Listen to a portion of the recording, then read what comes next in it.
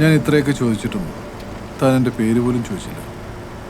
പേരറിഞ്ഞാലും ഞാൻ സാറേന്നേ വിളിക്കാൻ പോകുന്നുള്ളൂ. അതാ പിന്നെ. ഇന്നൊരു വല്ലാത്ത ദിവസമായിരുന്നു സാറേ. ഒരു കുരുക്ക് പിടിച്ച ദിവസം. നാളെ പെരുന്നാളല്ലേ. ഇൻഷാ അല്ലാഹ് എല്ലാം ശരിയാവുമായിരിക്കും. അത് നാളെയല്ലേ? ഇന്നത്തെ രാത്രി തീരാൻ ഇനിയും സമയം കിടക്കല്ലേ? അതിനു മുമ്പ് എന്തെല്ലാം സംഭവിച്ചേക്കാം. സാറെന്താ അർത്ഥം വെച്ച് പറയും പോലെ? ഹേയ്, വെറുതെ. പ്രതീക്ഷ ആ ഒറ്റ സംഭവം ഉള്ളത് കൊണ്ടാണ് നമ്മളിങ്ങനെ അവസാന മൊമെന്റ് വരെ പോകുന്നത്. സംഭവിക്കാൻ പോകുന്നത് ഓരോ മനുഷ്യനും അറിയാമായിരുന്നെങ്കിൽ കഥ മാറിയേനെ.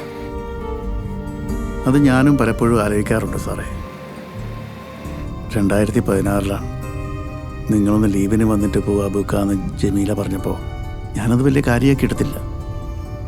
ഒരു വെള്ളിയാഴ്ച ജുമാ കഴിഞ്ഞ് ദേറയിലെ മുറിയിൽ ഞാൻ കിടന്നുറങ്ങുമ്പോൾ നാരായണേട്ടൻ വിളിച്ചുണർത്തി പറഞ്ഞു, അബൂ നീ അത്യാവശ്യമായിട്ട് നാട്ടിൽ പോകും, ടിക്കറ്റ് എല്ലാം സാറെടുത്ത് വെച്ചിട്ടുണ്ടെന്ന്.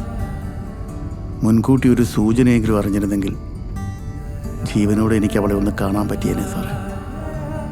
28 കൊല്ലത്തെ ദാമ്പത്യത്തിൻ്റെ ദിവസക്കണക്കെടുത്താൽ 2 കൊല്ലം പോലും ഞങ്ങൾ ഒരുമിച്ച് കഴിഞ്ഞിട്ടില്ല.